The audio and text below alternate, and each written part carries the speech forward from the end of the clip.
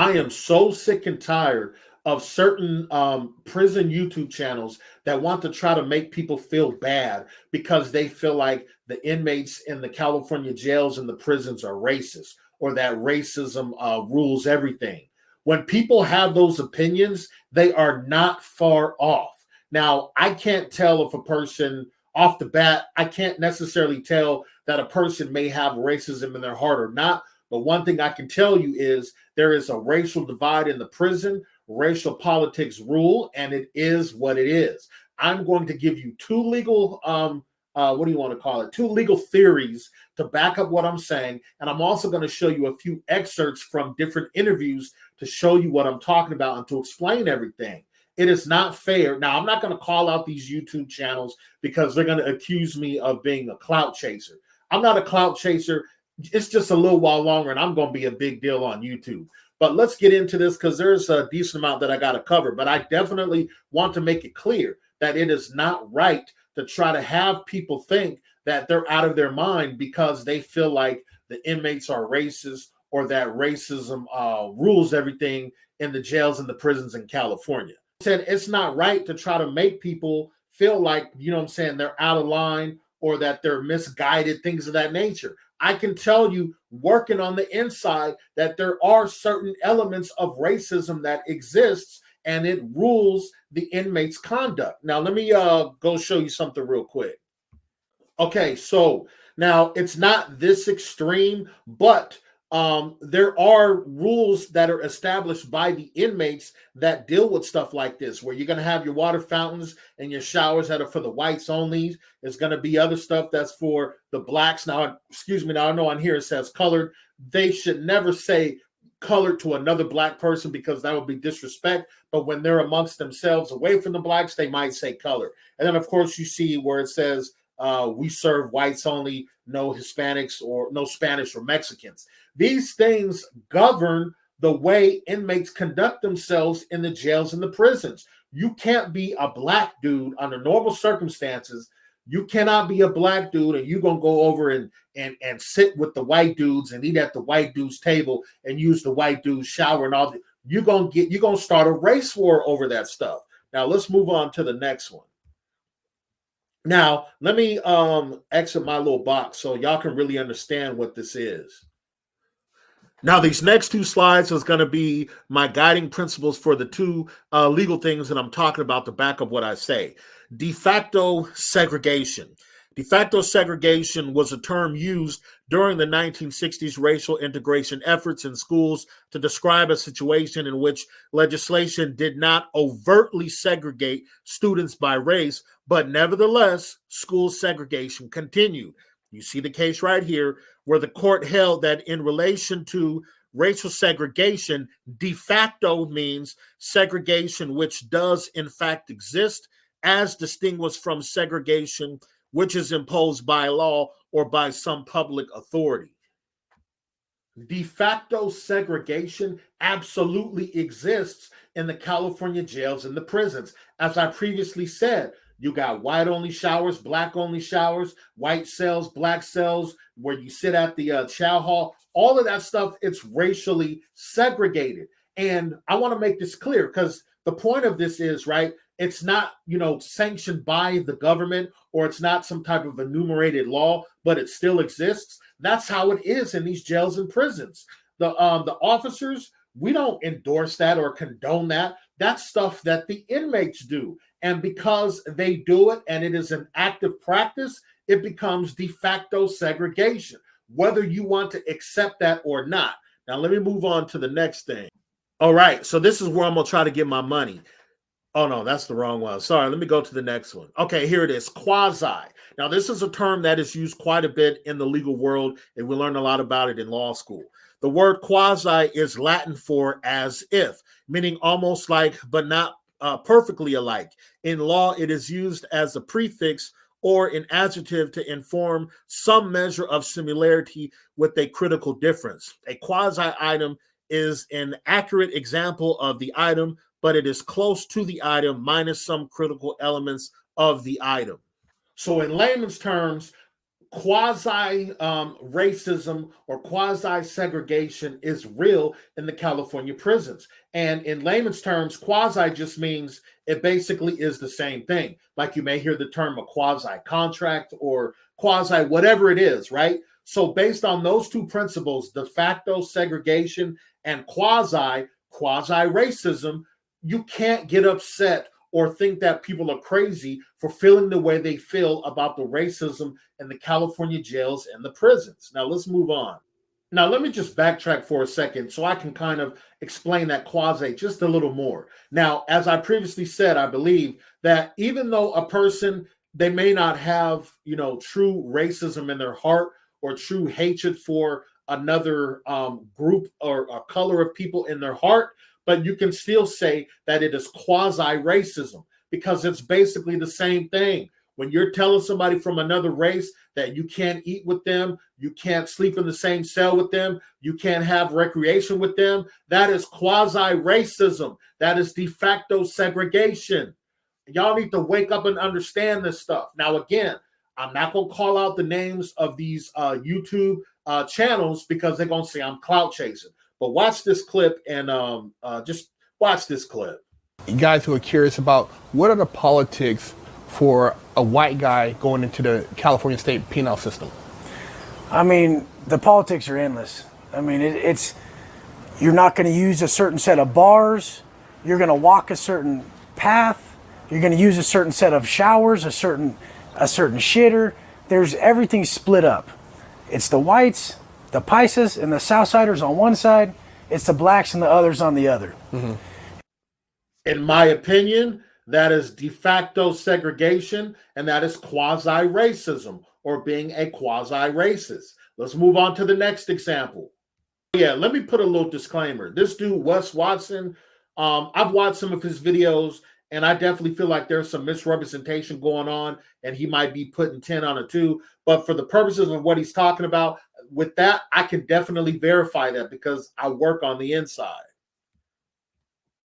All right, so for this video, the volume, you can hear what they're saying, but you got to pay attention because there's a lot of noise in the background. But listen to this. Did you just hear what he said? Now, this was at San Quentin, right? This is a California state prison. Now, you heard what this dude just said, that if a black dude offered him food, he couldn't take it. That's quasi-racism. That's a quasi-racist rule that they have. So again, you cannot get upset at people because they feel like the inmates are racist or they feel like racism, rules the inmate politics. Stuff like this. He cannot take food from a black person. And I'll let me play this video and you'll see the rest of what he said. So basically he said, we're going to have to get you. And then the other interviewer asked him, well, what would you do? And he basically said, we'll send a group of dudes and they're going to mop you up and they're not going to stop until the police arrive. You cannot get mad at people that feel like these individuals are racist. This could be, because again, I don't know what's in their heart, but based on sound legal principles, you can say he is a quasi-racist, or you can say this is quasi-racism.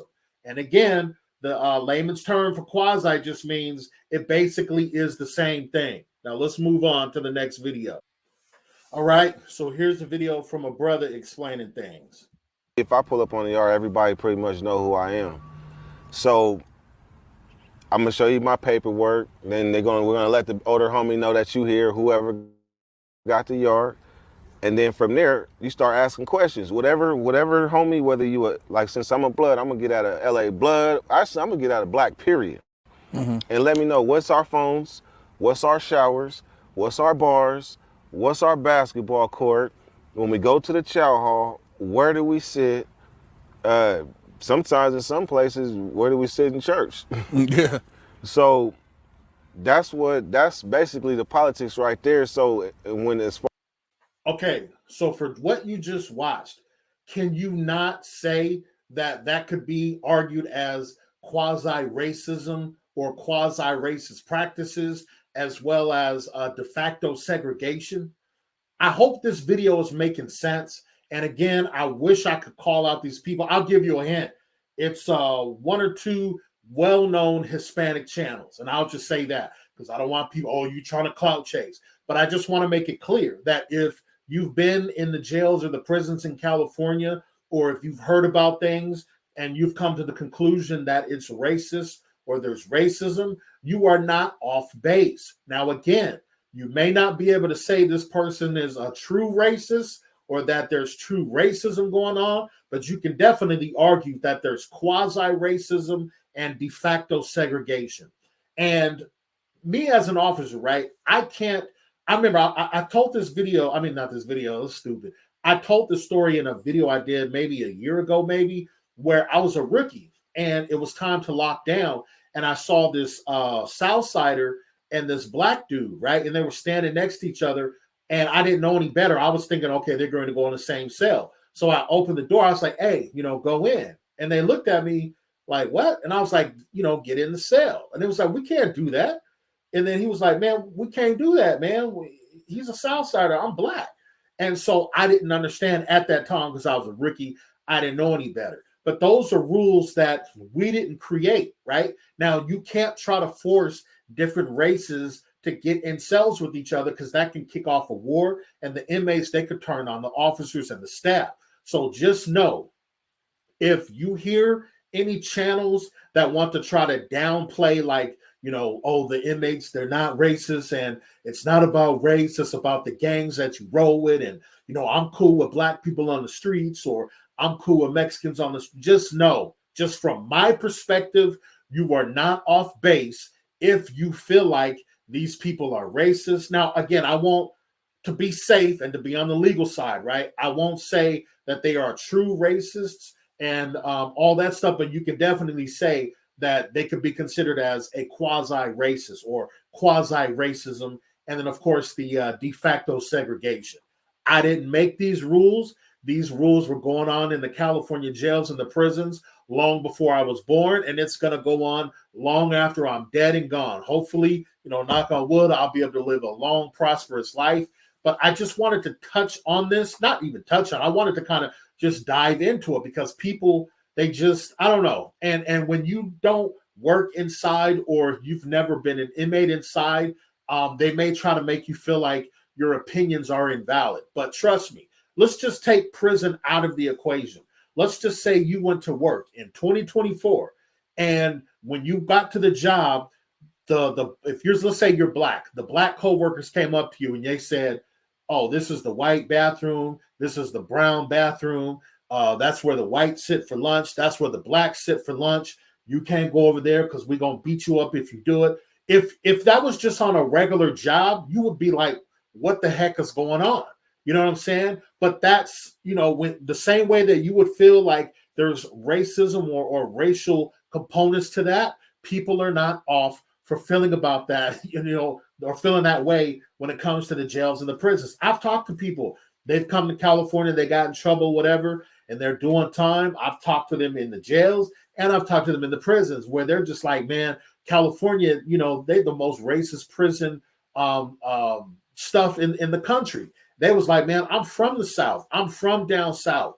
And you can sell up with whoever you want. You can eat with whoever you want. You know what I'm saying? If you got problems with a man, you're going to be on man time and you're going to fight that person one-on-one. It don't matter what the race is. And they've all said, man, y'all some racist. Y'all more racist in California than we are down South. And that didn't come from me. That came from actual inmates that has been doing time in California that came from elsewhere, the Midwest, down South, the East Coast. You know what I'm saying? Everybody want to come to California. They got that dream. They want to be the up-and-coming rapper, the actor, whatever the case is. But just know that if you're watching this video, you are not off base if you feel like, these inmates are racist. I will more say, to be safe, I would say, quasi-racism rules the inmates. Now, again, if you go to the lower security facilities, then it's not going to be that bad. But if you go to the, obviously the higher the security level, the more in sync you have to be with these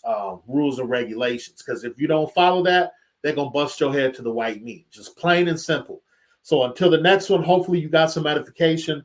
I'm sorry if the top of my head looks like it's like static on the TV. I'm trying to work on the lighting and all that stuff, but just bear with me, man. I'm going to get it together, man.